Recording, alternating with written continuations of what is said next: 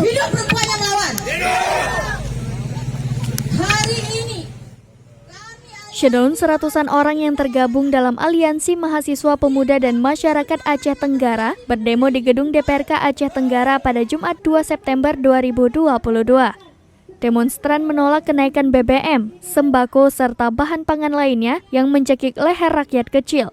Para pendemo berorasi di depan DPRK Aceh Tenggara sekitar 30 menit. Tak lama kemudian pendemo disambut oleh Wakil Ketua DPRK Aceh Tenggara Jamudin Selian, anggota DPRK Arnold Napitupulu, Supian Sekedang, Mufti Musyadi.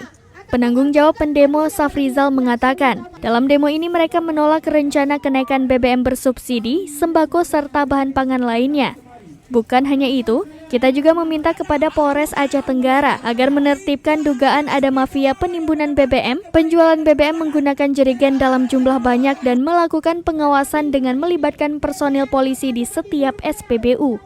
Sementara itu, anggota DPRK Aceh Tenggara Arnold Napitupulu siap menampung aspirasi mahasiswa yang menyuarakan aspirasi masyarakat. Mereka sangat mendukung karena wacana kenaikan BBM ini merupakan isu nasional di Indonesia dan sebagai wakil rakyat menolak rencana kenaikan BBM bersubsidi.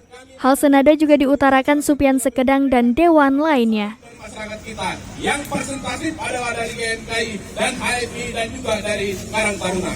Saudara-saudara kami yang cintai, tolong kami dipercayai. Tolong kami sebagai pengemban aspirasi masyarakat. Kami tolong disampaikan kepada kami. Dari Aceh Tenggara, Asnawi Lui, Serambi On TV.